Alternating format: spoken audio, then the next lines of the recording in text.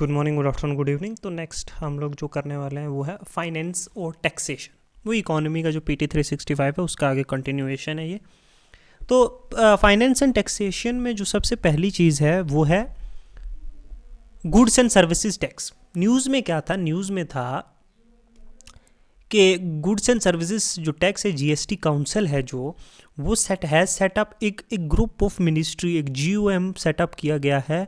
किसके द्वारा? GST council के द्वारा, डिसाइड करने के लिए टैक्सेस जो है, जो लग्जरी आइटम है या सिन या जो डीमेरिट गुड्स हैं, वंस द कंपनसेशन सेस जो है 2026 का एंड हो जाएगा, फिर इन चीज़ों पे जो है वो डिस्कशन होगी। ये चीज़ें क्या है वो मैं बताता हूँ आपको। देखो, लग्जरी सिन या जो डीमेरिट गुड्स हैं, लग्जरी गुड्स मतलब वो होते हैं जो नॉन एसेंशियल, मतलब जिनकी ज़रूरत नहीं है, जैसे SUV है, जैसे कोई फरारी है, नेसेसिटी नहीं है कि इनका यूज़ किया जाए, लेकिन हाईली डिज़ायरेबल है, जैसे कल्चर और सोसाइटी जो है ट्रेंड्स के हिसाब से ब्रांडेड चीज़ें जो है वो लेने का, ये लग्जरी गुड्स होती हैं जिनके बिना भी गुजारा किया जा सकता है, जिया जा सकता है। इनके ऊपर जो है टैक्सेस की बात चल रही है।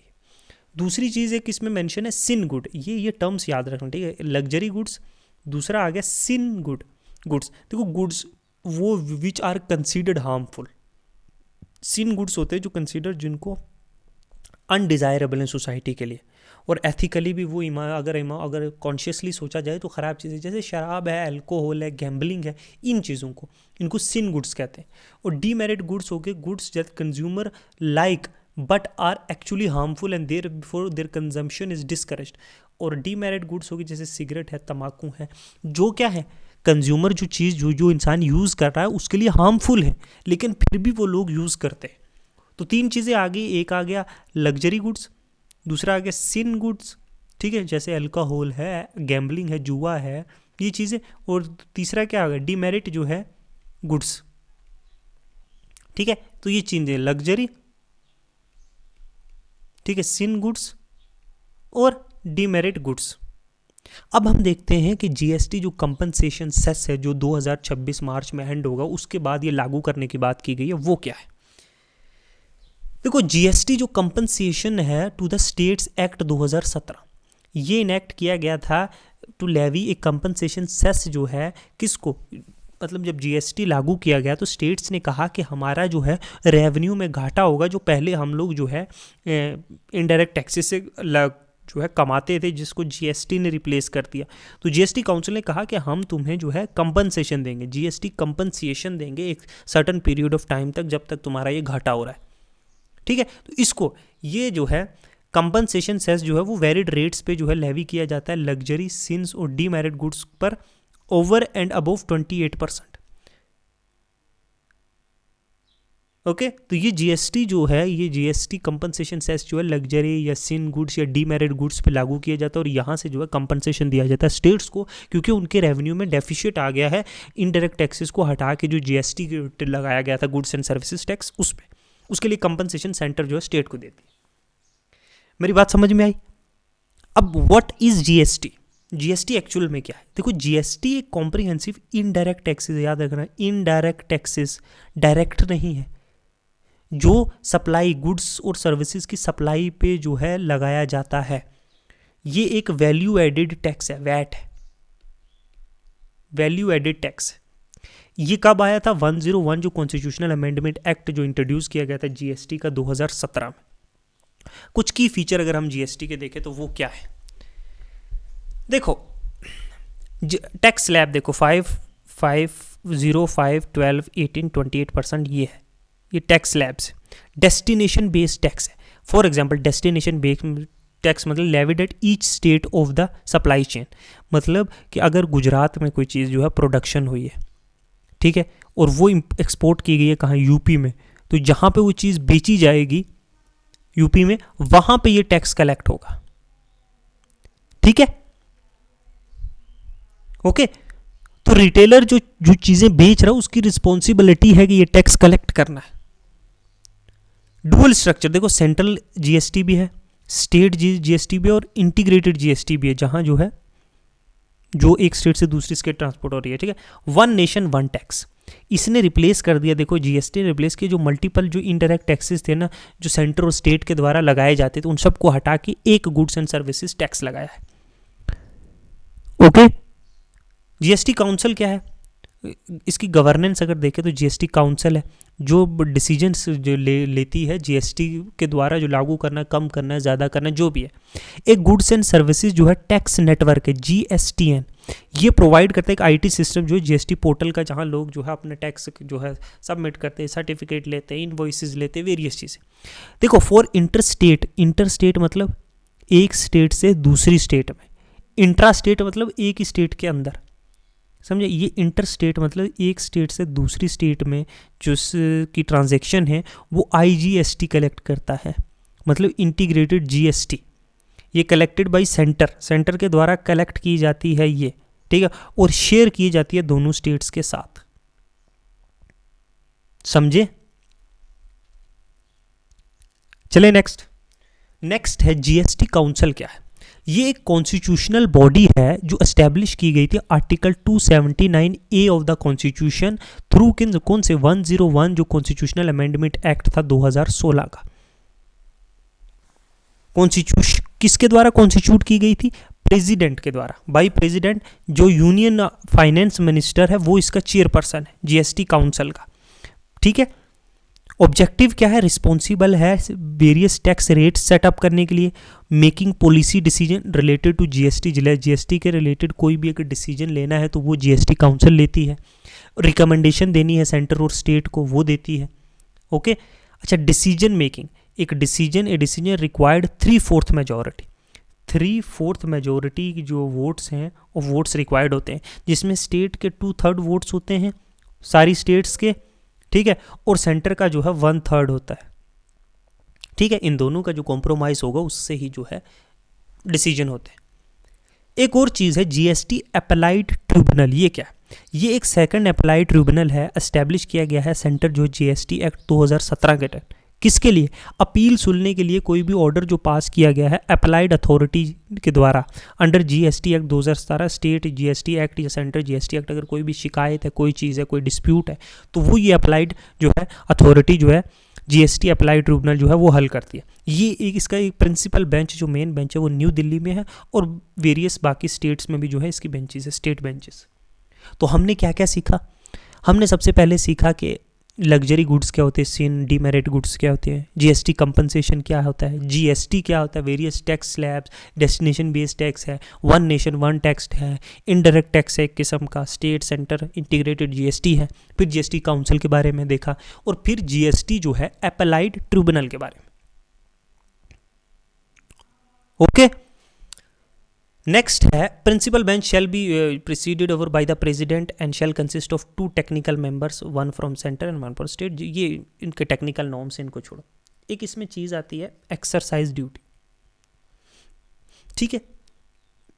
एक्सरसाइज ड्यूटी जो है ये टाइप ऑफ एक इनडायरेक्ट टैक्स है जो एप्लीकेबल है गुड मैन्युफैक्चर्ड इन इंडिया, जो गुड्स, जो चीज़ें, जो गुड्स मैन्युफैक्चर की जाती हैं, बनाई जाती हैं इंडिया में, उन पे लगती थी एक्सरसाइज ड्यूटी, और यूज़ की जाती है कंजम्पशन विद इन इंडिया। वो चीज़ें जो मैन्युफैक्चर इंडिया में हुई और इंडिया में ही कंपनसेशन जो है इंडिया में ही वो चीज़ें यूज़ हो गई। फॉर एग्जांपल मैं बताता हूँ, फॉर एग्जांपल दलिया है, ठीक है।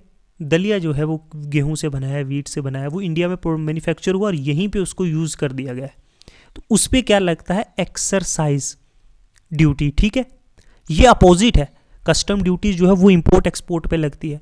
Charges on good from outside the country, custom duty कहाँ लगती है, जब कोई चीज़ें बाहर से हमारी कंट्री में आ रही हो तब हमारे यहाँ कस्टम ड्यूटी लगती है, ठीक है। लेकिन इन एक्सरसाइज ड्यूटी ये भी क्या है, एक टाइप का इनडायरेक्ट टैक्स है।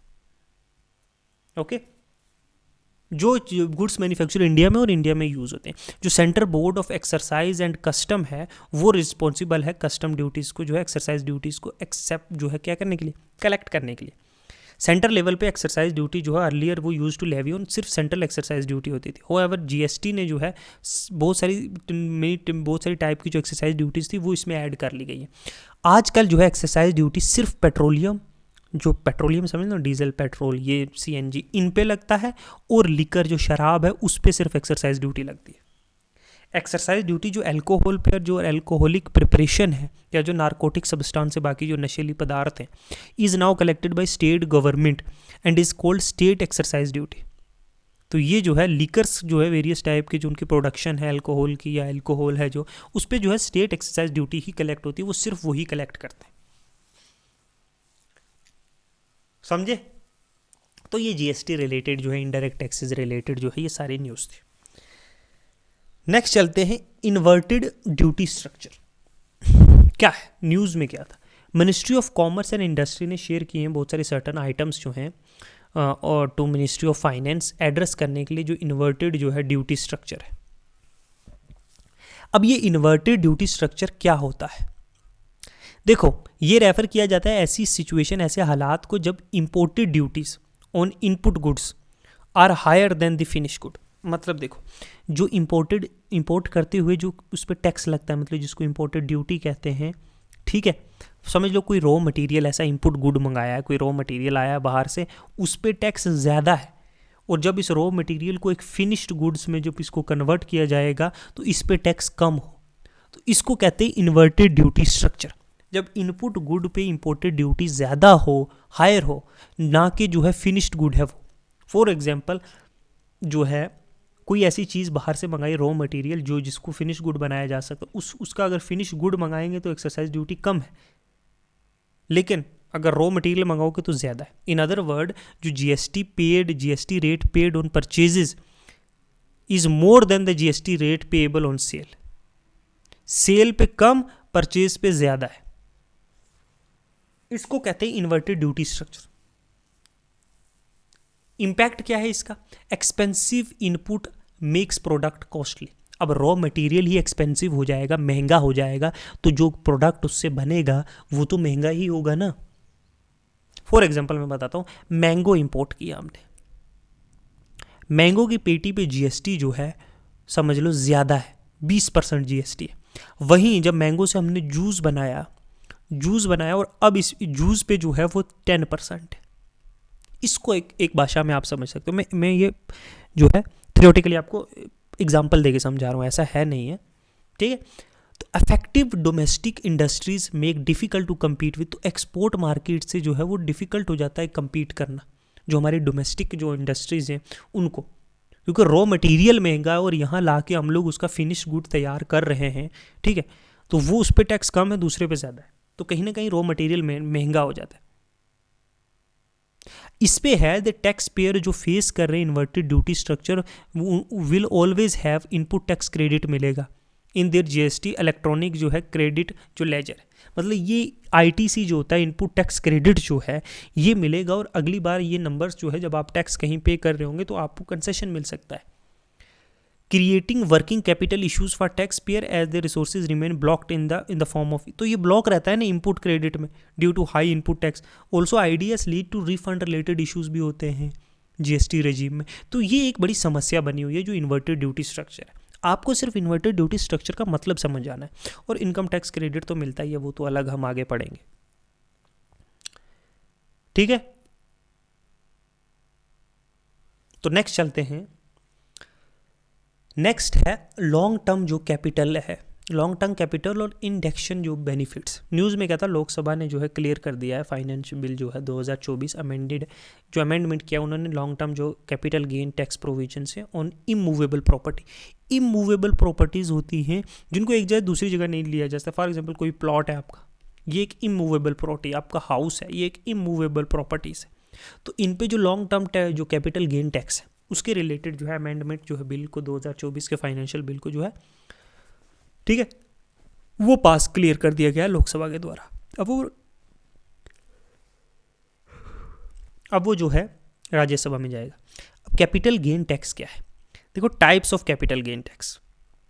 एक तो short term capital gain tax होता है, मतलब लेस देन 24 मंथ्स, 24 महीने से कम।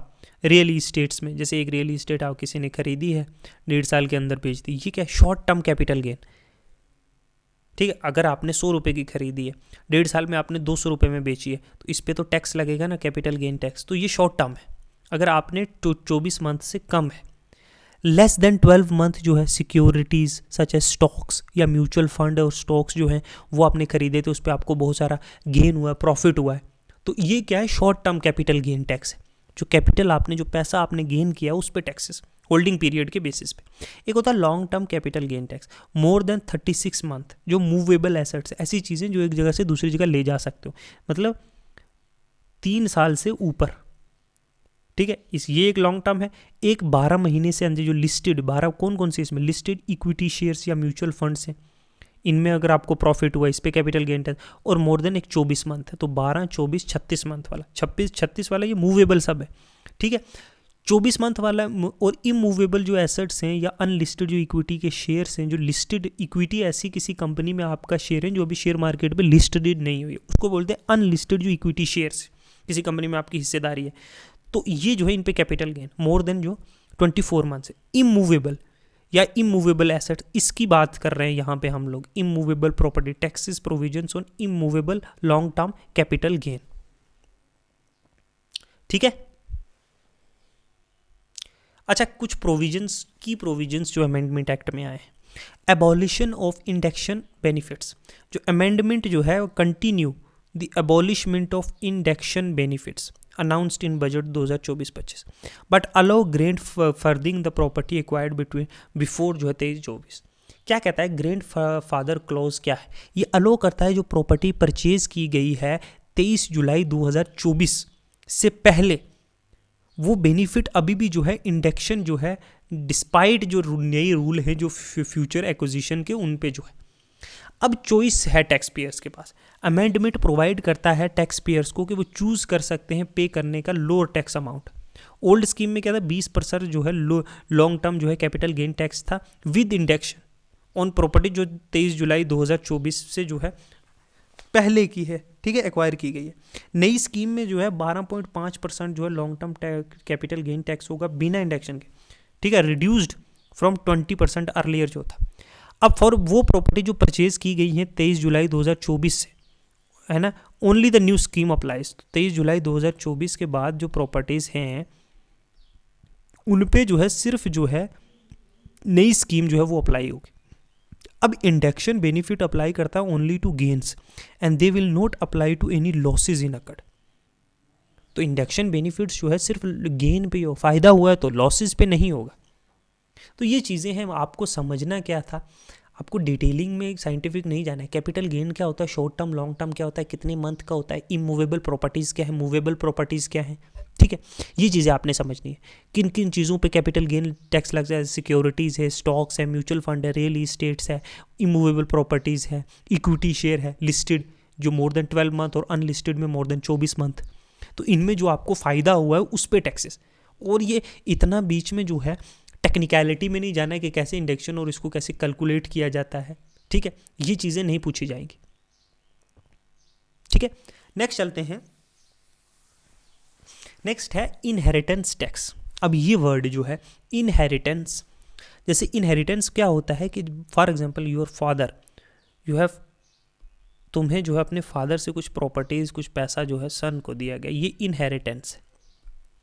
इनहेरिटेंस टैक्स का न्यूज़ में क्या था, paper titling toward tax justice and wealth distribution in India. ये पेपर जो है रिलीज़ किया गया World Inequality Lab purposes wealth tax and inherent tax, जो रिच लोगों पे एड्रेस करने के लिए कि इनइक्वलिटी जो इंडिया में इतनी ज़्यादा लोगों के अंदर जो है कि 10% जो है लोग जो है उनके पास 95% इंडिया की वेल्थ है। तो ये कहा गया है कि इनहेरिटेंस और वेल्थ टैक्स जो है अमीर लोगों पे ये टैक्सेस लगाने चाहिए जो इतनी ज़्यादा जो है कि 95% लोग पुअर हैं और 5% लोगों के पास 95% इंडिया की जो है वो प्रॉपर्टी है। तो इसको हटाने के लिए यहाँ पे जो है वेल्थ टैक्स होने चाहिए। अब क्या है ये इनहेरिटेंस टैक्स? इनहेरिटेंस टैक्स जो है वो लेवी किया जाता है प्रॉपर्टीज़ या ऐसी प्रॉपर्टी या कोई ऐसा धन दौलत या एसेट पे जो किसी अपॉन एन इंडिविजुअल्स डेथ, किसी की डेथ हुई है और किसी को दूसरे को मिला है। ये डिफरेंट है ई स्टेट टैक्स से, जो लेवी किया जाता है टोटल वैल्यू जो है डिसीज पर्सन की जो है ई स्टेट की, उसकी वैल्यू के ऊपर जो टैक्स है, जो टोटल कितनी वैल्यू की तुम्हारे कितने पैसे की जो ई स्टेट है उस पर टैक्स जो लेवी किया जाता है, Japan, south Korea, USA. Inheritance tax अलग है। किसी की डेथ के ऊपर जो है किसी दूसरे को जब ये प्रॉपर्टी मिलती है तो तब अंदाज़ा लगाया जाता है कि कितना इसके पास इनहेरिटेंस है, कितनी धन दौलत है, जो जिसको मिली है वो पे करेगा। पोटेंशियल बेनिफिट, इससे जो है गवर्नमेंट का रेवेन्यू इंक्रीज होगा, कहीं ना कहीं रिड्यूस होगी जो वेल्थ इनइक्वालिटी है, जो लोगों के पास, किसी के पास बहुत ज़्यादा पैसा, किसी के पास जो भेदभाव है, ठीक है, जो वक्फा है।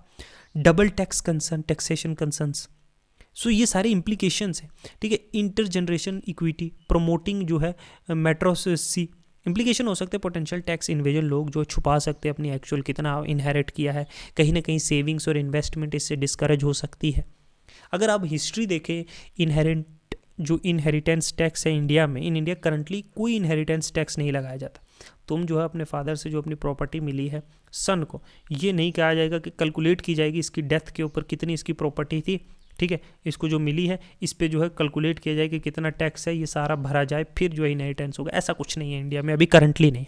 अर्लियर जो है जो है ई स्टेट ड्यूटीज़ जो है वो इम्पोज की जाती थी 1953, जो हाई टैक्स रेट जो 85%, इसको बड़ा अनपॉपुलर बना दिया, कहीं ना कहीं इसको 1985 में जो है अबॉलिश कर दिया गया, ठीक है। अब सिमिलर जो है, similar to estate duty जो है गिफ्ट टैक्स और वेल्थ टैक्स जो है वो भी इम्पोज किए गए इंडिया में।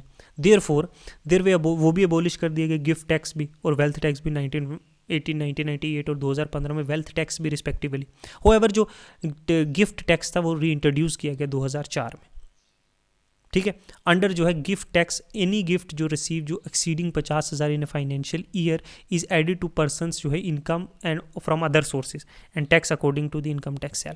फॉर एग्जांपल, किसी को 50,000 से ज़्यादा जो है 60,000 समझ लो, 60,000 की जो है टैक्स जो है गिफ्ट मिला है, इस गिफ्ट को जो है पर्सन की जो बाकी इनकम थी, फॉर एग्जांपल 10 लाख है साल की इनकम, उसमें ये 60,000 भी ऐड किया जाएगा और फिर टैक्स स्लैब में देखा जाएगा 10,60,000 पे कितना टैक्स लगता है, तो ये गिफ्ट टैक्स जो है ऐसे ऐड किया जाएगा। एग्जाम्पशंस है, कोई डोनेशन दी गई है या इनहेरिटेंस है और गिफ्ट्स हैं क्लोज रिलेटिव से, या गिफ्ट किसी शादी के दौरान है, उनको बाहर निकाल दिया जाता है, उनको एक्सक्लूड कर दिया जाता है। वेल्थ और अगर इन इक्वालिटी की, इनकम इनइक्वालिटी इंडिया में बात करें तो अकॉर्डिंग टू जो इनकम और वेल्थ इनइक्वालिटी इन इंडिया है 1922 से 2023 जो राइज हुआ है बिलियनर राज का, स्टडी ऑफ जो वर्ल्ड इनइक्वालिटी लैब है, कि टॉप जो 1% हैं, टॉप 1% लोग कंट्रोल करते हैं 40% जो है दौलत, वाइल जो 50 बॉटम जो 50% लोग हैं उनके पास सिर्फ 6.4% पूरी प्रॉपर्टीज है, टोटल वेल्थ है।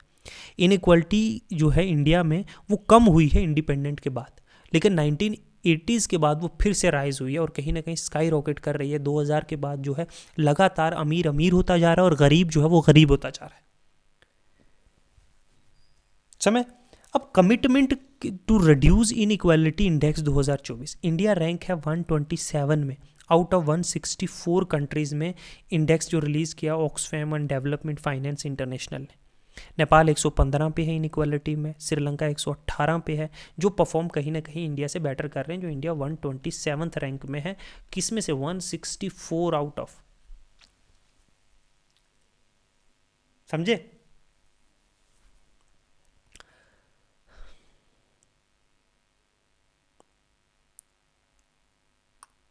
नेक्स्ट चलते हैं, एडवांस प्राइसिंग एग्रीमेंट। न्यूज़ में क्या था कि सेंट्रल बोर्ड ऑफ जो डायरेक्ट टैक्स है CBDT, उसने साइन किया हाईएस्ट एवर रिकॉर्ड जो है 125 एडवांस प्राइसिंग एग्रीमेंट जो है APAs, इंक्लूडिंग जो यूनिलैटरल और बाईलैटरल एग्रीमेंट फाइनेंशियल ईयर 2023 में, किन के साथ, विद इंडियन टैक्स पेयर्स के साथ। अब ये क्या है advance pricing agreement?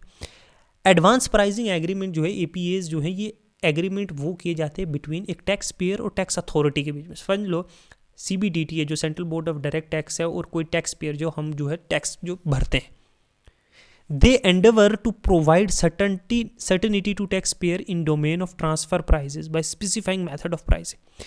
Transfer pricing वो होता है is a price of goods and services exchange between companies that are under common ownership और कंट्रोल। अब इस APA का मतलब क्या है? ये हेल्प करता है कहीं ना कहीं ये डिटरमाइन आर्म लेंथ प्राइस, मतलब इंटरनेशनल ट्रांजैक्शन की एडवांस में मिनिमम मैक्सिमम जो है 5 साल फ्यूचर ईयर्स। उनके पास ऑप्शन भी है, वो रोल बैक भी कर सकते हैं EPR, ठीक है। ये चीज़ है इंडिया का जो एडवांस एग्रीमेंट्स है जो साइन जो किया गया between central board of direct taxes या एनी पर्सन, वो डिटरमाइन करने के लिए APL ये ट्रांजेक्शन्स है। ओके। इसमें एक चीज़ मानने की समझने की है, वो सेंट्रल बोर्ड ऑफ जो है डायरेक्ट टैक्सेज। ये एक स्टैट्यूटरी बॉडी है जो क्रिएट की गई थी central board of revenue act 1963 के अंदर, जो रिस्पॉन्सिबल है जितने भी एडमिनिस्टर करने के लिए direct taxes laws include through किसके, इनकम टैक्स डिपार्टमेंट के। ये वर्क करती है डिपार्टमेंट ऑफ रेवेन्यू जो है मिनिस्ट्री ऑफ फाइनेंस के अंडर। फंक्शन है, रिस्पॉन्सिबल है, जितने भी डायरेक्ट टैक्सेस के लॉज हैं उनको एडमिनिस्टर करती है इनकम टैक्स डिपार्टमेंट के थ्रू। ठीक है। अच्छा, नेक्स्ट जो टॉपिक है वो बड़ा इंपॉर्टेंट है, उसमें है double tax avoidance agreement. News में क्या था, इंडिया और मॉरिशियस ने जो है वो साइन किया है, अभी तक रेक्टिफाई नहीं किया, ठीक है, लागू नहीं हुआ किसी तरह का, एक प्रोटोकॉल अमेंड करने के लिए जो डबल टैक्स अवॉइडेंस एग्रीमेंट है, DTAA। ठीक है। अब ये देखो क्या कुछ की चेंजेस जो इंट्रोड्यूस किए गए हैं इस अमेंडमेंट में, कि अमेंडमेंट ने included principal proposed tax PPT to avail tax benefit under DTA to plug in the abuse of, जो इस ट्रिटी का जो अब्यूज़ किया जाता है, इससे इन्वेजन होता है, लोग छुपाते हैं या लोग अवॉइड करते हैं टैक्सेस, जो डबल टैक्स अवॉइडेंस सिस्टम के अंदर है। ये जो प्रिंसिपल प्रपोज टेस्ट है, ये लेआउट करता है condition that a tax benefit under treaty will not be applicable if obtaining that duty benefit was the principal purpose. अगर ड्यूटीज़ ये जो है इसके बेनिफिट के लिए ही ये सब किया जा रहा है तो ये टैक्स बेनिफिट नहीं दिए जाएंगे। अच्छा, अमेंडमेंट जो DTAA का हुआ है, जो डबल टैक्स अवॉइडेंस एग्रीमेंट है, वो made it complaint with base erosion and profit sharing minimum standards. अब इनके बारे में देखते हैं। बेस इरोजन और प्रॉफिट शेयरिंग रेफर किया जाता है एक किस्म की टैक्स प्लानिंग स्ट्रैटेजी को, जो यूज़ किए जाते हैं बड़ी मल्टीनेशनल जो कंपनीज या इंटरप्राइजेज हैं, ताकि वो जो गैप और मिसमैच है टैक्स रूल्स के बीच में किसी तरीके से, मतलब लूप होल्स का यूज़ करके लॉज के बीच में टैक्सेस ना देने पड़े, अवॉइड कर दे, अवॉइड टैक्स पेइंग। ठीक है, मिसमैच करके टैक्स रूल्स, जो एक्सप्लॉइटेड गैप्स हैं, जो बहुत सारे लूप होल्स हैं, उनका यूज़ करके। ठीक है, this is done by artificially shift करके अपनी प्रॉफिट जो है higher tax to lower tax no tax location. For example इस तरीके से किया जाए, फॉर मॉरिशियस में फॉर एग्जांपल जो है किसी चीज़ पे 2% टैक्स, इंडिया में उस पर 12% टैक्स, तो ये अपना प्रॉफिट जो है और अपना पैसा जो है डाइवर्ट करेंगे यहाँ पे मॉरिशियस में एक शेल कंपनी बना के इसके नाम पे। ठीक है, और यहाँ से सिर्फ 2% टैक्स पे करेंगे और 10% बचा लेंगे। आर्टिफिशियली शिफ्टिंग, तो ये क्या है, प्रॉफिट को शिफ्ट कर रहे हैं, बेस इरोजन और प्रॉफिट शिफ्टिंग। ठीक है, by eroding tax basis and deductible payment such as interest और रॉयल्टीज। तो इस तरीके से ये लूप होल्स का यूज करते हैं। अबाउट डबल टैक्स जो है अवॉइडेंस स्कीम डेफिनेशन देखो, DTA एक एग्रीमेंट है जो दो कंट्रीज के बीच में होती है या टेरिटरीज के बीच में। ऑब्जेक्टिव है कि अवॉइड करने के लिए double tax on same declared asset in 2 different countries या टेरिटरीज। फॉर एग्जांपल इंडिया में भी उस एक इंसान की कंपनी उस पर टैक्स लग रहा है, मॉरिशियस में भी लग रहा है। ठीक है, तो ये अवॉइड करने के लिए कि एक ही कंट्री में जो है टैक्स दिया जाए, दूसरी में ना दिया जाए। DTA between India and Mauritius जो है पहली बार 1982 में साइन किया गया था, 2016 में इसको अमेंड किया गया था। अगर हम सिग्निफिकेंस देखें DTAA का, तो ये प्रमोट करता है क्रॉस बॉर्डर जो है इन्वेस्टमेंट, रिड्यूस करने, टैक्स बर्डन जो है, टैक्स का दबाव जो लोगों का प्रेशर होता है उसको कम करता है फॉरेन इन्वेस्टर्स पे, और इंश्योर करता है कि एक बराबरी की एलोकेशन हो राइट ऑफ टैक्सेस दोनों सोर्स में भी और रेजिडेंस कंट्री में भी। फॉर एग्जाम्पल मॉरिशियस से आके इंडिया में इन्वेस्ट कर रहा है तो वो उसका मॉरिशियस में ही जाके जो है टैक्स लगे, ये नहीं इंडिया में भी लग रहा है, वहाँ मॉरिशियस में भी लग रहा है जहाँ वो इनकम भेज रहा है। ठीक है, तो ये होता है double tax avoidance agreement.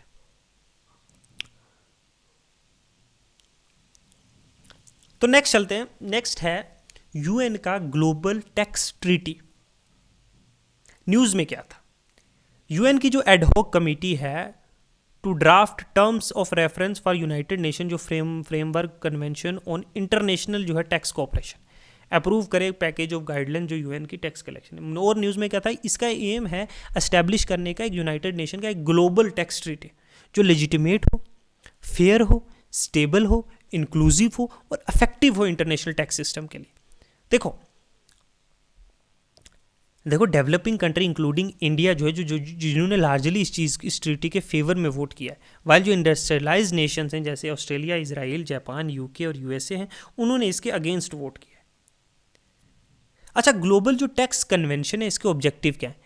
Accelerate करना, तेज़ी से इंप्लीमेंट करनी है एडिडास जो है अबाडा जो है action agenda on financing for development, mobilize करनी है डोमेस्टिक रिसोर्सेज, एड्रेस करने हैं बहुत से टैक्स चैलेंजेस भी हैं, स्ट्रेंथन करना है इंटरनेशनल टैक्स कोऑपरेशन। कमिटमेंट है एड्रेस करनी है जो टैक्सेशन पॉलिसीज़ हैं, इनकम से, क्रॉस बॉर्डर सर्विसेज से बहुत सी चीज़ें एक कंट्री से दूसरी कंट्री जाती हैं, कि क्रॉस बॉर्डर जो सर्विसेज होती है इन पे जो टैक्सेस हैं, ठीक है, एड्रेस करना है जो इलिसिट जो फाइनेंशियल फ्लोज हैं, फेयर टैक्सिंग राइट है।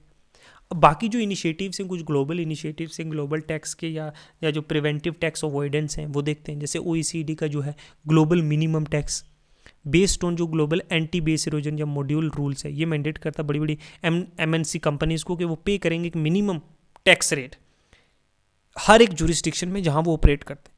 इससे क्या होगा, जो प्रॉफिट शिफ्टिंग इंसेंटिव से वो कम होंगे। जैसे गूगल है वो इंडिया में काम कर रहा है, ठीक है, वो बोलेगा नहीं मेरी कंपनी तो न्यूयॉर्क में है, ठीक है, मैं कोई फिजिकली यहाँ पे थोड़ी हूँ, लेकिन प्रॉफिट तो वो इंडिया से कर रहा है ना, तो इसको यहाँ पे भी टैक्स देना चाहिए ना।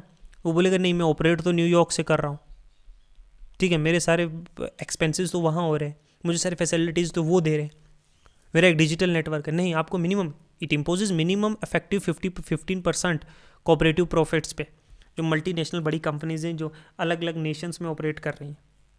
तो OECD जो है और जो G20 की जो इंक्लूसिव फ्रेमवर्क है on BEPS, it is a global initiative that brings together 147 countries and jurisdiction including India जो फाइट करेंगे ऐसी टैक्स अवॉइडेंस के खिलाफ और इंश्योर करेंगे एक फेयर टैक्स प्रैक्टिसेस हो। एस्टैब्लिश किया गया था 2016 में, ये लेटर अडॉप्ट किया गया 2 पिलर अप्रोच में। पिलर 1 में जो है रीअलोकेशन ऑफ पार्ट ऑफ जो लार्जेस्ट और मोस्ट प्रॉफिटेबल जो मल्टीनेशनल इंटरप्राइजेस हैं to countries where their consumers are present, कि आप रीलोकेट करो जहाँ आपके कंज्यूमर्स हैं, जहाँ आपके जो है चलाने वाले हैं वहाँ पे जाओ। आप ये नहीं कि टैक्स हेवन में बैठ के ऑपरेट कर रहे हो और अलग अलग जगहों पे जो है आपने संस्थाएं खोली हुई हैं, आप टैक्स हेवन कंट्रीज़ में जहाँ पे टैक्सेस बिल्कुल कम है वहाँ आपने जो है फिजिकल फैक्ट्रीज वहाँ पे लगाई हुई हैं और यहाँ पे जो है आप शेयर कर रहे हो, वैसा नहीं होना चाहिए। पिलर 2 में कि एक मिनिमम जो है 15% जो है कोऑपरेटिव टैक्स जो है इन मल्टीनेशनल एंटरप्राइजेस पे होगा। अच्छा, एक और है multilateral convention on implementing tax treaty related measures जो है जो प्रिवेंट कर सके ऐसा बेस इरोजन और प्रॉफिट शिफ्टिंग, ठीक है, प्रॉफिट्स को दूसरी जगह शिफ्ट कर रहे। इसका एम है कि वो अपडेट करेगा इंटरनेशनल टैक्स रूल्स और लीजेंस अपॉर्चुनिटी को for tax avoidance by multinational enterprises. India ने साइन किया ये कन्वेंशन 2017। तो ये वेरियस जो है ग्लोबल टैक्स से रिलेटेड जो है जो इनिशिएटिव्स हैं और ये सारी चीज़ें, ठीक है। ग्लोबल मिनिमम टैक्स इसमें एक इंपॉर्टेंट है OECD और G20 का। इसमें एक चीज़ इंपॉर्टेंट है BEP जो बेस इरोजन और प्रॉफिट शिफ्टिंग, वो क्या होता है, 50% जो मिनिमम टैक्स है वो चीज़ याद रखना। मल्टीनेशनल कंपनीज़ के बारे में याद रखना, किस तरीके से वो ऑपरेट करती हैं। 2 पिलर, एक रीएलोकेशन और जो पार्ट है लार्जेस्ट और मोस्ट प्रॉफिटेबल कंट्रीज़ का, वहीं जहाँ उनके कंज्यूमर्स हैं वहाँ जाइए आप यहाँ से क्यों सर्विसेज प्रोवाइड कर रहे हो। कुछ बाकी जो कुछ की डेवलपमेंट्स हैं वो देखते हैं। अदर कुछ की डेवलपमेंट्स, ड्यूटी ड्रॉबैक्स, ये क्या है।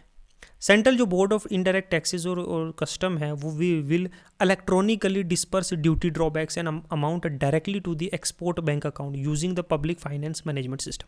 क्या है ये duty drawback? Duty drawback under जो सेक्शन 75 है of custom act 1962 rebates custom duty chargeable on only imported material और exercisable material used in manufacture of export. It helps exporter offset some of the cost incurred during the export process, particularly in supply of their or value chain.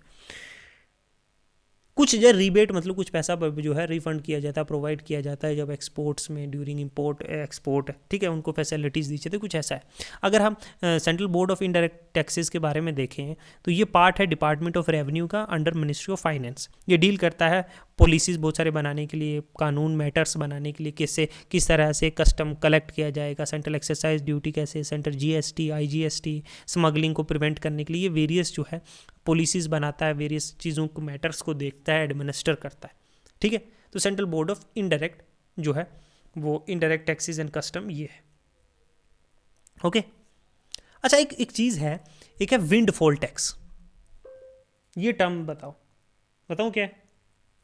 Windfall tax जो है centre ने reduce कर दिया है। Windfall tax जो domestically produce crude oil है, ठीक है, जो हमारे यहाँ इंडिया में क्रूड ऑयल पैदा होता है उस पर जो है विंडफॉल टैक्स को जो है कम किया है। विंडफॉल टैक्स जो है ये इस तरह का टैक्स है जो गवर्नमेंट के द्वारा इम्पोज किया जाता है, लगाया जाता है कुछ इंडस्ट्रीज़ पे, जिन्होंने सडनली क्या होता है एक्सपीरियंस कर लिए हैं अबव एवरेज जो है प्रॉफिट ड्यू टू फेवरेबल कुछ इकोनॉमिक कंडीशंस, कुछ ऐसी कंडीशन, कुछ ऐसे हालात बने हुए कंट्री में, ठीक है, जहाँ पे 20% प्रॉफिट होता था अब 50% प्रॉफिट हो रहा है, तो अचानक से उनका प्रॉफिट इंक्रीज हो गया, तो उन पे गवर्नमेंट जो है इंपोज करती है। तो ये पर्पज इसका है कि रीडिस्ट्रीब्यूट एक्सेस प्रॉफिट जो है एक एरिया से रेज की जाए ताकि फंड जो है सोशल गुड्स के लिए यूज़ की जाएंगे। तो अब जो एकदम से इनका प्रॉफिट बढ़ा है, जैसे कोरोना के टाइम पे फॉर एग्जांपल जो है मेडिसिन और ये किसी इंडस्ट्रीज़ का जो है एकदम से जो है प्रॉफिट इंक्रीज हो जाए, ठीक है, या फ्यूल्स का जो है प्राइजेज एकदम से इंक्रीज जो है उनके जो है प्रॉफिट इंक्रीज हो जाए। गवर्नमेंट ने जस्टिफाई किया इस टैक्स को असर्टिंग के प्रॉफिट जो है are not only due to tax initiative efforts but also due to external factors की वजह से भी तो आपका प्रॉफिट बढ़ा है, ये तो नहीं कि आपने जो है कुछ किया है कारामत। तो विंडफॉल टैक्स क्या होता है, किसी कंपनीज़ की जो है सर्टन कंपनीज़ का जो है एकदम से प्रॉफिट का शेयर जो है वो इंक्रीज हो जाए तब उन पर विंडफॉल टैक्स लगाया जाता है, एवरेज प्रॉफिट से जब सिग्निफिकेंटली अबोव। समझे विंडफॉल के बारे में। नेक्स्ट करते हैं हम लोग payment system and financial market, digital payment infrastructure जो डीपीआई। न्यूज़ में कहता है रिपोर्ट जो है ऑफ इंडिया का जो G20 टास्क फोर्स थी उन डीपीआई डिजिटल पेमेंट जो है इंफ्रास्ट्रक्चर की वो रिलीज़ की गई है by India G20 task force on digital public infrastructure for economic transformation financial inclusion and development. इतना याद रखने की कोई जरूरत नहीं है, डीपीआई की हाईलाइट देख लेते हैं। पहले जो है डीपीआई जो है उसने डिफाइन किए हैं और आउटलाइन किए 3 पार्ट जो है फ्रेमवर्क जो ग्लोबल डीपीआई इन्वेस्टमेंट है। जो डीपीआई मतलब डिजिटल पब्लिक इंफ्रास्ट्रक्चर, डिजिटली जो पब्लिक इंफ्रास्ट्रक्चर है कैसे, मतलब डिजिटल क्या होते हैं, एटीएम्स, यूपीआई, इस तरह की चीज़ें, मतलब ठीक है। अब what is DPI, it is a set of shared digital systems जो शुड बी सिक्योर और इंटरऑपरेबल। इंटरऑपरेटेबल क्या होता है, ऑपरेटेबल क्या होता है चीज़ें, मतलब जैसे आप जो है जम्मू कश्मीर में चले जाओ, समझ लो ऊपर पहाड़ों में, वहाँ कोई बैंक है, वहाँ की जम्मू बैंक है, कुछ भी है, वहाँ आप स्टेट बैंक का एटीएम लगा रहे हो तो इंटरऑपरेटेबल है क्या नहीं, सिक्योर भी है। ये नहीं कि आप जम्मू की बैंक में जाके या कश्मीर की बैंक में जाके स्टेट बैंक का अपना एटीएम लगा रहे हो तो पैसा खाली हो जाए, नहीं, सिक्योर भी होना चाहिए और आपका स्टेट बैंक का एटीएम वहाँ पे भी उस मशीन में भी चलना चाहिए और can be built on open standard and specifications to deliver and provide equitable access, जो है पब्लिक्स को एक्सेस मिले private services at societal scale पे, और वो गवर्न हो बाय एप्लीकेबल एक लीगल एक लॉ होना चाहिए, फ्रेमवर्क होना चाहिए, कुछ रूल्स होने चाहिए, उनके तहत चलनी चाहिए, डिराइव करने के लिए डेवलपमेंट, इंक्लूजन, लोगों का इनोवेशन होना चाहिए, trust, competition, respect human rights की और फंडामेंटल फ्रीडम्स की, ये सारे डीपीआईज में होने चाहिए। ये शेयर डिजिटल सिस्टम्स हैं जो सिक्योर होने चाहिए, इंटरऑपरेबल होने चाहिए, ओपन स्टैंडर्ड स्पेसिफिकेशंस के साथ एक सोसाइटल स्केल के साथ चलने चाहिए, सर्विसेज वेल प्रोवाइडेड होनी चाहिए, एक लीगल फ्रेमवर्क और एक इनेबल रूल्स के साथ चलने चाहिए। व्हाट इज नॉट डीपीआई, क्या नहीं है, intervention which are complementary to DPI. Example, connectivity infrastructure that improves individuals access to mobile and internet via physical infrastructure. तो फिर ये नहीं है डीपीआई, ये डीपीआई ये नहीं है, यूपीआई इज अ डीपीआई, ठीक है। जो स्क्रीन एटीएम के अंदर आपको देती है वो एक डिजिटल जो है पब्लिक इंफ्रास्ट्रक्चर है, ठीक है। Machine is not an digital infrastructure. Digital process that may not be enable private innovation, digitalizing existing physical process और workflow to create a government protocol, ठीक है। तो इंडिया का डीपीआई अगर हम देखें तो India stack is India's own foundational DPI digital infrastructure, जो कंसिस्ट करते 3 कनेक्टिविटी लेयर के साथ, आइडेंटिटी लेयर आधार कार्ड है, पेमेंट लेयर जो है यूपीआई है, डेटा गवर्नेंस लेयर जो है डिजी लॉकर्स है। तो ये डिजिटल इंफ्रास्ट्रक्चर है। इनिशिएटिव गवर्नमेंट की एडवांसमेंट करने के लिए जो है जो डिजिटल इंफ्रास्ट्रक्चर है उसको क्या है, कैसे डिजिटल पब्लिक इंफ्रास्ट्रक्चर को और इंक्रीज किया जाए। जैसे वन फ्यूचर अलायंस, ये एक वॉलेंट्री इनिशिएटिव है जो प्रपोज किया गया है G20 की इंडिया प्रेसिडेंसी ने, एम करने के लिए बिल्ड करनी है, कैपेसिटी प्रोवाइड करनी है, टेक्निकली जो है मदद और पैसा सपोर्ट करने के लिए डीपीआई जो है लो और मिडिल जो है इनकम कंट्रीज में, ठीक है, ऐसे डिजिटल जो है पब्लिक इंफ्रास्ट्रक्चर को और बेहतर बनाने के लिए यूपीआई जैसी चीज़ें, आधार कार्ड है, डेटा गवर्नेंस में जैसे डिजी लॉकर है, आप डिजिटली सब कुछ स्टोर करके रख सकते हो, ऐसी चीज़ें। Global DPI repository announce to launch G20 का जो वर्चुअल लीडर समिट है 2023 की, कि वो स्टैब्लिश करेंगे institutions. Social impact fund also announce for accelerating ऐसे डिजिटल पब्लिक इंफ्रास्ट्रक्चर की इम्प्लीमेंटेशन की अक्रॉस जो ग्लोबल साउथ नेशंस हैं, ठीक है, पूरे अफ्रीकन कॉन्टिनेंट जिसमें आता है, साउथ अमेरिका आता है, साउथ एशियन कंट्रीज आती हैं, इंडिया भी आता है उसमें, इन एरियाज़ में। यूरोप जो EU trade and technology council है, इंडिया और यूरोपियन यूनियन जो है उन्होंने एग्री किया है कि वो ऐसे स्टेप्स लेंगे इन चीज़ों के डेवलपमेंट्स और डिप्लॉयमेंट जो है डिजिटली जो इंफ्रास्ट्रक्चर है बाकी कंट्रीज़ में बनाने में, उनको तैयार करने में जो है वो कोशिश करेंगे। ओके, नेक्स्ट है unified payment interface, UPI. News में क्या था, NPCI जो है, national payment corporation of India जो है, इंटरनेशनल पेमेंट लिमिटेड NPL, उन दोनों ने आपस में मिल के विद ट्रिनिडाद एंड टोबैगो है ना, तो जो टोबैगो है, तो डेवलप करेंगे एक यूनिफाइड पेमेंट इंटरफेस, जैसे payment system like a payment system, ठीक है, एडवांस करने के लिए, इंटरनेशनलाइज, कहीं ना कहीं यूपीआई को जो है इंटरनेशनलाइजेशन करने के लिए, मतलब आप किसी दूसरी कंट्री में जाकर यूपीआई को यूज़ कर सकते हो। More in the news, other countries जो सपोर्ट करता है यूपीआई सिस्टम, जहाँ पे including Sri Lanka, Mauritius, France, UAE, Singapore, Bhutan, Nepal, in countries में जो है यूपीआई जो है यूनिफाइड जो पेमेंट इंटरफेस है वो सपोर्ट करता है, मतलब आप जाके वहाँ यूज़ कर सकते हो। क्या है ये यूनिफाइड पेमेंट इंटरफेस? यूपीआई जो है वो लॉन्च किया गया था 2016 में, एक instant real time payment system है। आप देखते हो ना, गूगल पे, पेटीएम करते हो, फ़ोन पे करते हो, एकदम स्कैन करते हो, इंस्टेंट हो जाता है। डेवलप किया गया है नेशनल जो है पेमेंट कॉर्पोरेशन ऑफ इंडिया ने, जो NPCI है, national payment corporation of India ने। अब NPCI जो है वाज इनकॉर्पोरेटेड 2008 में बनाई थी बाई RBI और इंडियन बैंक्स एसोसिएशन ने। प्रोविजंस जो है payment and settlement system act 2007 के under, payment and settlement system जो है एक्ट जो था 2007 उसके अंडर जो है बनाई थी, ठीक है। NPCI जो है ये एक अम्ब्रेला ऑर्गेनाइजेशन है for operating retail payment and settlement system in India.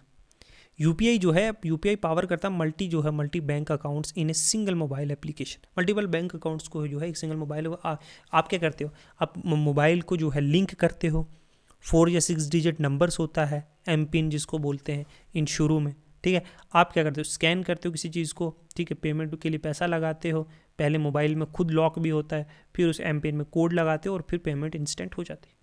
वो लिंक होता है आपके अकाउंट नंबर से, आपको कोई वैलेट में पैसे ऐड करने की ज़रूरत नहीं, कोई कुछ नहीं, डायरेक्टली अपने अकाउंट से ट्रांजैक्ट होते हैं। तो payer to pay it also cater payer to payer collect request which is scheduled and paid as per the requirement and convenience. आप शेड्यूल भी कर सकते हो कि इतने बजे इसको पैसे चले जाने चाहिए। RBI का जो UPI लिमिट है वो इंक्रीज़ कर दी गई है, पहले 1 लाख होती थी, अब 5 लाख पर ट्रांजैक्शन जो है आप लोग कर सकते हो। कुछ यूनिक फीचर अगर हम UPI के देखें तो वो क्या है, एक तो immediate money transfer through mobile devices 24/7 365 days जो है इमीडिएटली एकदम से आप जो है कर सकते हो, ये तो आपने भी देखा है। सिंगल मोबाइल एप्लीकेशन, एक मोबाइल एप्लीकेशन जैसे फ़ोन पे का आप यूज़ करके मल्टीपल अकाउंट्स को एक्सेस कर सकते हो अपने। अच्छा, single click 2 factor authentication and provided for a very strong feature of seamless single click. Virtual address, single click 2 factors authentication से मतलब पहले आप क्या करते हो, स्क्रीन अपना लॉक खोलते हो, ठीक है, फिंगरप्रिंटिंग, उस कोड को खोल के जो आपकी स्क्रीन पे लगा होता है वही आपके जो है, फॉर एग्जांपल फ़ोन पे है उसमें भी वही लगा होगा, तो फ़ोन पे आप खोलने से पहले आपको स्क्रीन को जो है फिंगरप्रिंट लगाते हो, फ़ोन पे खुलता है, आप जो 100 रुपये किसी को ट्रांसफ़र करें स्कैन करके, फिर आपको एक कोड लगाना पड़ता है, कुछ भी हो 97862 कुछ भी कोड एक आपने पिन किया हुआ है, वो कोड लगा के आप दे सकते हो। तो एक वर्चुअल एड्रेस कस्टमर का pull and push provide for incremental security. Merchant payment with single application, in app payment होती है। मर्चेंट्स आप दुकानों पे जाके नहीं पे कर दे। यूटिलिटी बिल आप QR से कस्टमर्स को पे कर सकते हो, आप electricity bill, donation, collection, disperse, अलग तरह के मोबाइल से डायरेक्टली कंप्लेन कर सकते हो। तो वेरिएंट भी हैं UPI के, जैसे UPI 1, 2, 3 पे स्टार्ट किया गया था 2022 में। फीचर फ़ोन्स, जो फ़ोन बटन्स वाले फ़ोन्स होते हैं ना, उन पे तो आप नहीं कर सकते ना फ़ोन ऐप डाउनलोड, तो उस पर जो है UPI 1, 2, 3 पे ये लगाओगे अपने अकाउंट से। ये अवेलेबल है 12 लैंग्वेज में। Technological alternative including IVR number, app functionality, miss call, proximity, sound based payment. तो RBI ने एनहेंस कर दिया पर ट्रांजेक्शन जो है 5,000 से जो है 10,000 रुपये। ठीक है, इस UPI के ये वेरियस टाइप्स, UPI लाइट भी है, ये अलो करता है to make low value transaction without, बिना UPI पिन इंटर किए भी। अगर आपको जो है 500 जो है लिमिट टू 1000, पहले 500 दे दिए, 1000 तक जो है बिना आपको UPI पिन लगाए बिना ही जो है आप ट्रांजेक्शन कर सकते हो। और ओवरऑल वॉलेट में जो है 5000 तक जो है आप ट्रांजेक्शन कर सकते हो बिना पिन लगाए। अब कौन कौन से इनिशिएटिव लिए गए हैं गवर्नमेंट के द्वारा कि UPI को और इंटरनेशनलाइज किया जाए, ताकि जो है आप किसी दूसरी कंट्री में हो तब भी आप जो है UPI का यूज़ कर सकते हो। जैसे setting up of NPC international payment limited, NPIL जो है international, NPCI international payment limited को सेटअप किया गया 2020 में। किसके बाद? नेशनल जो NPCI के द्वारा। UPI global acceptance international merchant payment, ये इनेबल करता है यूज़र को कि वो QR कोड बेस्ड जो है पेमेंट एट सेलेक्टेड किसी भी इंटरनेशनल मर्चेंट, सेलेक्टेड कुछ इंटरनेशनल मर्चेंट की लोकेशन पर डायरेक्टली इंडियन बैंक से ट्रांसफ़र हो सकता है। फिर है और फॉरेन जो है, फॉरेन इनवर्ड रेमिटेंस इनेबल करता है UPI यूज़र को कि वो रिसीव कर सकते हैं remittance directly into UPI link जो बैंक अकाउंट है at participating banks. Inclusion of non resident Indians, UPI जो है ये सारी स्कीम से UPI वन वर्ल्ड ट्रैवलिंग जो विजिटिंग इंडिया है कैन बी सीमलेसली ट्रांजेक्ट और merchant vendor across India that accepts UPI payments. तो ये वेरियस स्कीम्स है through which India is trying to internationalise this UPI concept throughout the world. किसकी वजह से? हम लोगों की आसानी के लिए, ताकि when we travel across India we don't need there क्या उनकी ट्रांजेक्शन, उनकी करेंसी नहीं चाहिए हमें कैश में, हम UPI से डायरेक्टली ट्रांसफ़र कर पाए, या कोई इंडिया आया है तो वो भी कर पाए। ठीक है, तो ये था UPI के द्वारा, ये UPI के बारे में वेरियस चीज़ें थी।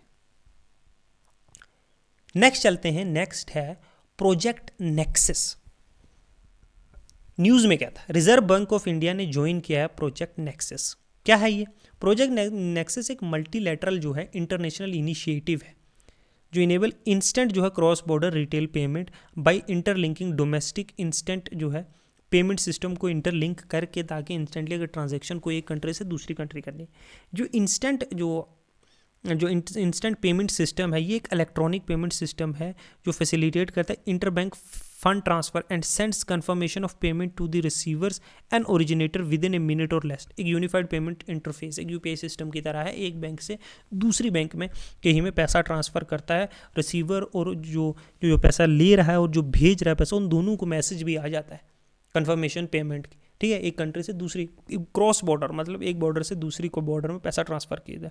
देखो, conceptualise by innovation hub of bank for international settlement, BIS जो बैंक फॉर इंटरनेशनल सेटलमेंट है उसके द्वारा। BIS एस्टैब्लिश हुई थी 1930 में विद इट्स हेड ऑफिस जो था बेसल में था, स्विट्जरलैंड में। ये ऑन की जाती थी 63 सेंट्रल बैंक्स इंक्लूडिंग RBI के द्वारा। It connect IPS 4 Asian country, Malaysia, Philippine, Singapore और थाईलैंड के, और इंडिया जो है expected to go live by 2026। Aim है अचीव करने का G20 target for enabling cheaper, सस्ता, जल्दी, फास्टर और एक साफ तरीके में, ट्रांसपेरेंट मैने में और क्रॉस बॉर्डर, ताकि एक कंट्री से दूसरी कंट्री में इजीली जो है पेमेंट्स हो पाए क्रॉस बॉर्डर। इसी का तो नाम तो ग्लोबलाइजेशन है। ठीक है, इजी ट्रांसफर के लिए क्रॉस बॉर्डर। तो अगर आपको कोई प्रोजेक्ट नेक्सस के बारे में पूछा गया तो रिजर्व बैंक ने ज्वाइन किया प्रोजेक्ट नेक्सस। क्या है ये? जो है इंस्टेंट एक पेमेंट सिस्टम है जो क्रॉस बॉर्डर जो है, इंस्टेंट क्रॉस बॉर्डर जो है रिटेल पेमेंट ट्रांसफ़र के लिए। ये हमारे एक्सपोर्ट इंपोर्ट के लिए जो है बहुत अच्छी बात है, समझे?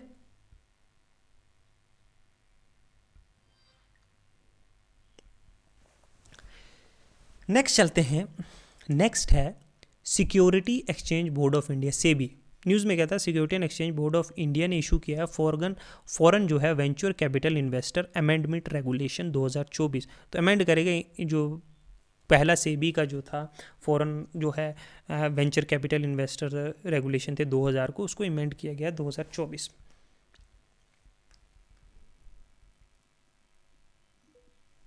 ठीक है,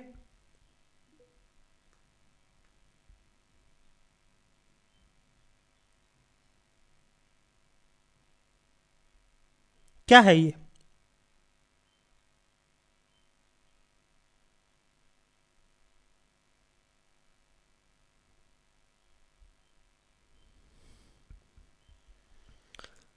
बताओ। वाह, हु इज ये फॉरेन जो है वर्चू जो वेंचर कैपिटल इन्वेस्टर्स है, ये कौन होते हैं? देखो, जो फॉरेन वेंचर जो कैपिटल इन्वेस्टर्स हैं, ये वो इन्वेस्ट जो पैसा इन्वेस्ट किसी भी इनकॉपरेटेड आउटसाइड इंडिया, जो लोग जो है बाहर इंडिया के बाहर रहते हैं, मतलब है ना, ऐसे इनकॉपरेटेड आउटसाइड इंडिया, वो इन्वेस्टर जो इंडिया से बाहर है और रजिस्टर्ड है अंडर FVCI, जो foreign venture capital investor regulations हैं, ठीक है, उनके अंदर रजिस्टर्ड है। तो FCI ने मेक इन्वेस्टमेंट इन वेंचर कैपिटल फंड, तो ये जो रेगुलेशंस में रजिस्टर जो हैं सेबी के साथ हैं, ठीक है, ये लोग हैं जो इंडिया के बाहर रहते हैं और इंडिया में इन्वेस्ट करते हैं। Venture capital undertaking in Indian company जो लिस्टेड नहीं है, स्टॉक एक्सचेंज पे लिस्टेड नहीं है। जो वेंचर कैपिटल फंड है, ये यूज़ की जाती है high risk high return investment के लिए, इन्वेस्टमेंट, ठीक है, high return investment in return for equity stake in businesses.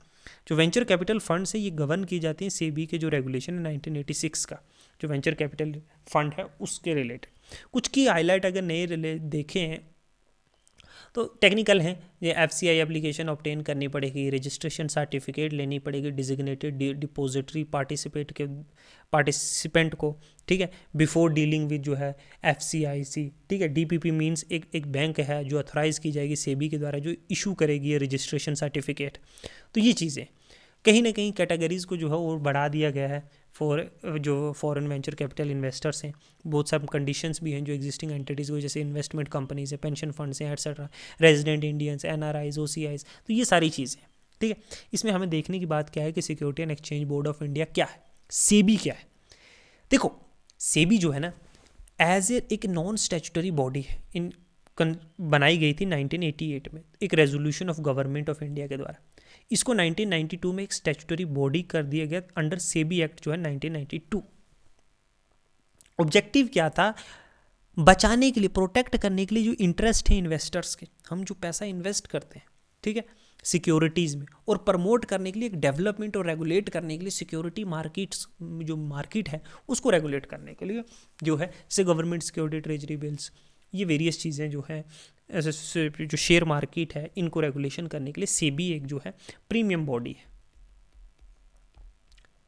Okay, function है प्रोटेक्ट करना है इन्वेस्टर के इंटरेस्ट को सिक्योरिटी मार्केट में, उसको रेगुलेट बिजनेस ऑपरेशंस जो है सिक्योरिटी मार्केट में, रेगुलेटरी प्लेटफॉर्म है, स्टॉक ब्रोकर्स, पोर्टफोलियो मैनेजर और बाकी इंटरमीडिएटरीज के लिए एक रेगुलेटरी फ्रेम बॉडी है। ये देख रेख करती है किसी तरीके का फ्रॉड ना हो, अनफेयर ट्रेड प्रैक्टिसेस ना हो, इनसाइड ट्रेडिंग ना हो, इन चीज़ों को रोकने के लिए, to educate investor, security market और उसके इंटरमीडिएटरीज के बारे में लोगों को बताना है, अवेयरनेस फैलानी है। तो ये सारी चीज़ें जो है सेबी देखती है। सेबी मतलब security exchange board of India, ठीक है। कुछ रिसेंट अगर सेबी के हम लोग इनिशिएटिव देखें तो स्कोर 2.0 क्या है? ये इंश्योर करता है कि रीएड्रेसल ऑफ इन्वेस्टर्स कंप्लेंट, अगर किसी इन्वेस्टर्स ने जो पैसा इन्वेस्ट किया उसने कोई कंप्लेंट की है तो 21 कैलेंडर दिन 21 कैलेंडर डेज के अंदर, डेट के जो है जिस डेट पे रिसीव हुई है कंप्लेंट, इसने auto routing of complaint to the concern regulatory authorities, जिस अथॉरिटी के पे कंप्लेंट किया उसको भी जो है ऑटो रूटिंग भी की हुई है। तो 21 दिन के अंदर जो है रेजोल्यूशन प्रोवाइड करना, उसको एड्रेसल करना है, देखना है। Prohibition of insider trading regulation, एक ये भी इनिशिएटिव इनका भी है। सेबी ने अमेंड किया और रेगुलेशन के फ्लेक्सिबिलिटी देने के लिए to inside trader for trading plans under PTI, insiders have a narrow window to carry out traders to avoid insider. किसी तरीके के भी मतलब जो है इनसाइड ट्रेडर, फॉर एग्जांपल किसी कंपनी में कोई एम्प्लॉय काम कर रहा है, ठीक है, वो कंपनी के हालात बताए, कोई डील हुई है कंपनी की बड़ी जिससे कंपनी का प्रॉफिट होने वाला है, तो वो किसी को बता रहा है, बाहर इन्फॉर्मेशन दे रहा है कि इन्वेस्ट करो, एक बहुत बड़ी डील हुई है, एकदम से प्रॉफिट होने वाला है। तो ये इन्वेस्टर्स जो है यहाँ पे जो है इन्वेस्ट करके जो है प्रॉफिट कमा ले ढेर सारा। तो इससे क्या होगा, जो बाकी इन्वेस्टर्स हैं जो यहाँ इन्वेस्ट कर रहे हैं, जिनको इनसाइड डील्स के बारे में नहीं पता है किसी तरीके की तरह, तो उनका फ़ायदा हो जाएगा। तो ये क्या है, एथिकली तो करेक्ट नहीं है ना। लेवल प्लेइंग ग्राउंड नहीं मिलता है ना, तो इनसाइड ट्रेडिंग को रोकने के लिए बहुत सारी चीज़ें की हैं। अच्छा, credit swap, credit default swap, ये क्या है? सेबी ने अलाउ किया है म्यूचुअल फंड्स को कि वो बाई कर सकते हैं और बेच सकते हैं ये क्रेडिट स्वाप इंप्रूव करने के लिए अपनी लिक्विडिटी जो है कोऑपरेटिव बॉन्ड मार्केट में।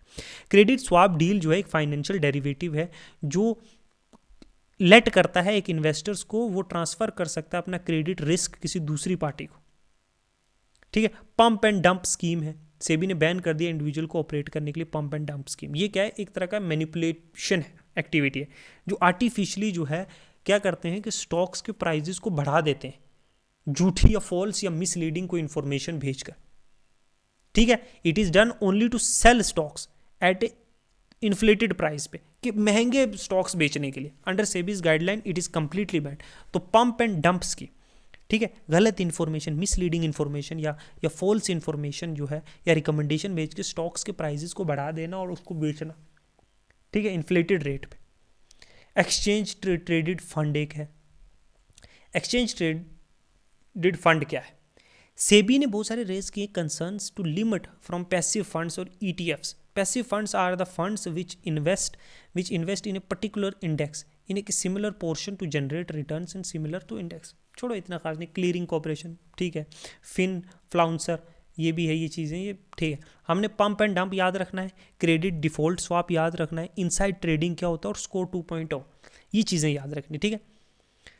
फिन फ्लाउंसर, ये सब मीडिया की बताई हुई एक ऐसी स्कीम है। सेटलमेंट साइकिल, ये क्या है? न्यूज़ में क्या था, इंपॉर्टेंट है, याद रखना। वो सिक्योरिटी और एक्सचेंज बोर्ड ऑफ इंडिया जो सेबी है, उसने इंट्रोड्यूस किया एक beta version of T+0 rolling जो है settlement cycle on optional basis, in addition जो T+1 सेटलमेंट है इन स्टॉक मार्केट्स। क्या है ये सेटलमेंट साइकिल? ये पीरियड है जिसके बीच में सिक्योरिटी और फंड्स जो डिलीवर की गई हैं और सेटल की जाएं आफ्टर जो ट्रेड जो है वो एग्जीक्यूट हो चुका है बायर और सेलर के बीच में। मतलब देखो, मैं बताता हूँ, आपने किसी को सिक्योरिटीज़ दी 2023 में, देखो इंडिया के जो है Indian exchange shift from Indian जो है एक्सचेंजेस जो शिफ्ट किया T+1 सेटलमेंट में, पहले T+2 सेटलमेंट होता था। T+0 सेटलमेंट है, ये भी ऑप्शनल बेस है कि तुम ये भी कर सकते हो, where settlement of trade shall happen in a same day after the closure of market. मतलब आपने ये शेयर्स दे दिए, आपको पैसा लेना है, तो एक दिन के बाद आपको पैसा मिल जाए। +1 एक डे, +0 मतलब उसी दिन पे शेयर लेके, स्टॉक्स लेके, जो सेम डे पे मार्केट क्लोज होने के बाद भी जो है पैसा वैसा दे के सेटल हो जाना आपने। बेनिफिट इस शॉर्ट टर्म सेटलमेंट साइकिल का, इनहेंस लिक्विडिटी मैनेजमेंट, इनेबल करता है इन्वेस्टर्स को कि वो क्विकली री इन्वेस्ट कर सकता है आफ्टर डिप्लॉइंग जो कैपिटल इनटू न्यू अपॉर्चुनिटी। मतलब आपने शेयर्स बेचे हैं, आपको एक दिन में पैसा मिलेगा, पहले T+2 था 2 दिन में मिलेंगे, तो आपको पैसा मिल जाएगा, आप दोबारा से कहीं दूसरी जगह इन्वेस्ट कर सकते हो। इससे लिक्विडिटी जो है मार्केट में रहती है। इंक्रीज्ड ट्रेडिंग अपॉर्चुनिटी अलो करता है इन्वेस्टर को कि वो स्विफ्टली रिस्पॉन्ड करेगा मार्केट जब चेंज होगी या एग्जीक्यूट होगी ट्रेडर्स की। ग्लोबल कॉम्पिटिट अट्रैक्ट करता है फॉरेन पोर्टफोलियो इन्वेस्टर्स को मार्केट की अपील देखते हुए, क्योंकि एक दिन में सेटलमेंट हो रहा है, पैसा आ रहा है, इन्वेस्ट हो रहा है, ये हो रहा है, वो हो रहा है, ठीक है। 2 दिन तक एक बंदा वेट करेगा, उसका पैसा जो है वहीं स्टक इन हो जाएगा ना। अच्छा, नेशनल स्टॉक एक्सचेंज NSE, देखो सेबी ने अप्रूव किया है 10 times hike in national NSE's authorise share to capital 500 crore. क्या है ये नेशनल स्टॉक एक्सचेंज? इसका हेडक्वार्टर है मुंबई में, एस्टैब्लिश हुआ था 1992 में, recognise as a stock exchange by SEBI के द्वारा एक स्टॉक एक्सचेंज रिकॉग्नाइज हुआ है 1993 में, और 1994 में जो है ये ऑपरेशन में आया। स्टॉक एक्सचेंज जो है एक सेंट्रलाइज्ड मार्केट प्लेस है जहाँ सिक्योरिटीज़ जैसे स्टॉक्स है, बॉन्ड है, derivatives are brought and sold by the investors. तो एक फिजिकल मार्केट प्लेस है जहाँ भी ये सारी चीज़ें बेची जाती। इंडिया का largest stock exchange bye market cap के हिसाब से, मार्केट कैपिटल के हिसाब से जो नेशनल स्टॉक एक्सचेंज है मुंबई का, वो सबसे बड़ा है। निफ्टी 50, अब ये निफ्टी 50 क्या है? Owned and managed by NSE indica limited. ये एक फ्लैगशिप स्टॉक मार्केट इंडेक्स है, NSE का एक इंडेक्स है। ये कंसिस्ट करता है 50 stock indexes various sector of economies, diversified, अलग अलग, ठीक है। Pioneer in technology, first stock exchange is India to implement electronic और स्क्रीन बेस्ड ट्रेडिंग जो है इंडिया में पहली बार NSE ने की थी। नेशनल स्टॉक एक्सचेंज जो मुंबई का, इलेक्ट्रॉनिकली मतलब सामने दिखाया गया। NSE इंडिकेस जो है वो लॉन्च किया गया इंडिया में first electronic EV index, Nifty EV and new age automatic index ठीक है, जो ट्रैक करेगा परफॉर्मेंस कंपनी की, जो विच फॉर्म्स पार्ट जो है ईवी इकोसिस्टम का जो पार्ट बनाती है उसकी ट्रैक रिकॉर्ड, कितना लॉसेस में जा रहे हैं, फिर पहले दिनों से कितना अच्छा चल रहा है कैसा, वो सारी चीज़ें दिखाता है। को लोकेटिंग छोड़ो, फाइनेंशियलाइजेशन कुछ खास नहीं है, इंडिया डेरिवेटिव मार्केट कुछ इंपॉर्टेंट देखते हैं। अच्छा, क्रेडिट रेटिंग एजेंसी, ये इंपॉर्टेंट है। न्यूज़ में क्या था कि केयर एज जो है वो बनी है इंडिया बिकेम इंडिया का पहली क्रेडिट रेटिंग एजेंसी जो इंटर हुई है ग्लोबल स्केल रेटिंग स्पेस पे, इंक्लूडिंग जो है स्वर्गन रेटिंग। क्या होती है ये क्रेडिट रेटिंग एजेंसी? देखो, फॉर एग्जांपल इंडिया ने जो है यूएस से जो है 20,000 करोड़ का लोन लिया है, 20,000 करोड़। ये क्रेडिट रेटिंग एजेंसी जो है ये looking forward looking opinion on relatively ability of entity to meets is financial commitment. तो ये बोलेंगी, ये गैस लगाएंगी, जो कंडीशंस देखेंगी, सारी चीज़ें देखेंगी और बताएंगी क्या इंडिया ये 20 करोड़ जो है 1000 करोड़ फ्यूचर में दे सकता है कि नहीं, क्या इसकी ये क्रेडिट कैपेबिलिटी है, क्रेडिट रिस्क, कितना रिस्क है अगर यूएस ने दिया है, कितना क्रेडिट वर्दीनेस या बोरोर के, इस बोरोर की क्या इतनी औकात है कि वो पैसा पे है। तो क्रेडिट रेटिंग एजेंसी जो है ये डिफरेंट है from credit bureau. As credit rating agency जो है वो एक तरह का ओपिनियन प्रोवाइड करते हैं ऑन फ्यूचर डेप्ट रीपेमेंट, जो उधार इसने लिया है वो चुका पाएगा कि नहीं फ्यूचर में, बाई बोरोर्स, ठीक है, जो जो जो जो जिसने उधार लिया है वो चुका पाएगा कि नहीं। वाइल जो क्रेडिट बोरोर ब्यूरो है वो इंफॉर्मेशन और पास्ट के जो है डेप्ट पेमेंट बाय बोरोर्स वो दिखाता। देखो, क्रेडिट रेटिंग एजेंसीज जो हैं, मैं आपको समझाऊं, वो फ्यूचर के बारे में बताता है, क्या इसकी इतनी औकात है कि ये फ्यूचर में ये पैसा देगा या नहीं देगा। वहीं क्रेडिट ब्यूरो जो है वो पास्ट इसकी हिस्ट्री कैसी रही है, किसी से इसने उधार लिया, इसने वापस दिया है या नहीं दिया है। ठीक है, इंडिया में जो है in India credit rating agency जो वो प्राइमरी रेगुलेट की जाती है सेबी के द्वारा। 7 क्रेडिट रेटिंग एजेंसी जो है जो रजिस्टर्ड है सेबी के अंडर, नेमली जो है एक्यूआइट है, CRISIL है, CIRA ICRA है, केयर है, इंडिया रेटिंग है, इन्फॉर्मिक है एंड ब्रिकवर्क है। होएवर सर्टन अदर रेगुलेटरी एजेंसी जैसे RBI, RDI, जो PFRDA है वो भी रेगुलेट करते कुछ सर्टन एस्पेक्ट जो है CRA के अंडर देयर रिस्पेक्टिव जो सेक्टोरल जुरिस्डिक्शन। RBI इशू करता है एक्रीडेशंस जो है टू CRA और बाकी जो सर्टन क्रेडिट असेसमेंट इंस्टीट्यूशन से जो रेटिंग बैक लोन से फैसिलिटीज़। तो आपने समझना है कि क्रेडिट रेटिंग एजेंसी क्या है, आपके फ्यूचर प्रेडिक्ट करने की बात कर रही है कि क्या ये बंदा जो है जो पैसा ले रहा है ये उधार देगा या नहीं देगा। ठीक है, और क्रेडिट ब्यूरो जो है वो आपके पास्ट रिकॉर्ड दिखाता है कि इसने फलान बंदे से इतना उधार लिया से इस कंट्री ने, क्या रिकॉर्ड इसने दिया नहीं दिया, दिया तो कितना दिया, कितना नहीं दिया, कितने टाइम में दिया, ये सारी चीज़ें। अब एक और चीज़ है sovereign credit rating SCR, about assessment of countries और sovereign entities ability to meet the डेप्ट ऑब्लिगेशन इंक्लूडिंग बोथ कैपिटल और विलिंगनेस टू पे डेप्ट। तो स्वर्गन क्रेडिट रेटिंग जो है कंट्रीज के बारे में बताता है। क्रेडिट रेटिंग एजेंसी जो है आपको कंपनीज के बारे में बताती है, ठीक है, फलानी कंपनी ने पैसा लिया, इसका पास्ट फ्यूचर में क्या ये इसकी प्रॉफिट देखी जाएगी, इसका जो है टर्नओवर देखा जाएगा कैसा है, क्या ये फ्यूचर में इस ऑब्लिगेशंस को मीट कर पाएगी। स्वर्गन क्रेडिट रेटिंग है जो वो कंट्रीज़ की, क्या ये जो लिया है डेप्ट, इसने जो उधार लिया है कि ऑब्लिगेशन क्या ये दे पाएगा कि नहीं, इसकी कैपेबिलिटी है कि नहीं, उधार चुका पाएगा। पैरामीटर कैसे नापते हैं कंट्रीज़ के, उसकी ग्रोथ रेट, इन्फ्लेशन, महंगाई कितनी है, गवर्नमेंट पे कितना कर्जा है, शॉर्ट टर्म कितना बाहर से लिया हुआ है इसने दूसरी कंट्री से, एज परसेंटेज अपनी GDP के कितने परसेंटेज इसने शॉर्ट टर्म लिया हुआ है, पॉलिटिकली स्टेबल है या नहीं। ये सारे तथ्य जो हैं इनको जोड़कर प्रेडिक्ट किया जाता है कि क्या कंट्री पैसा दे पाएगी या नहीं दे पाएगी। रेटिंग जो है वेरी करती है, सबसे हाईएस्ट है AAA, सबसे लो है D जो लोएस्ट रेटिंग है। Threshold of investor grade is considered to be BBB for S&P and Fitch जो है इनके लिए, BBA3 जो है मूडी का है। तो थ्रेशहोल्ड ये है ख़राब, ठीक है, तो ये अलग अलग है, मूडीज़ अलग देता है, अच्छा फिंच अलग दे रहा है, SAP एंड फिंच, ठीक है, अलग अलग रेटिंग कंपनीज अलग अलग देती हैं। सिग्निफिकेंस जो है facilitate borrowing from global capital market at low cost, अगर आपकी रेटिंग जितनी अच्छी होगी तो आपको उतनी कम इंटरेस्ट पे पैसा मिलेगा। ठीक है, ले सकते हो। रेटिंग जितनी ख़राब होगी तो इन्वेस्टर्स जो है वो पैसा देते हुए आपको बोलेगा नहीं, आप मुझे गारंटी नहीं है कि आपका पैसा मिलेगा, मैं जो है 12% की जगह 20% इंटरेस्ट रेट पे आपको पैसा दूंगा, लेना है तो लो, नहीं लेना है तो जाओ।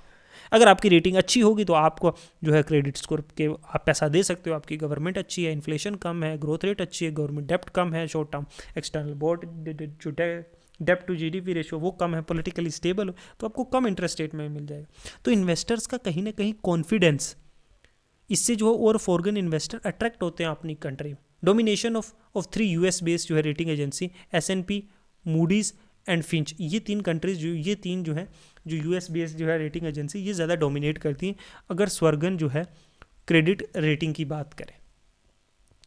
ठीक है,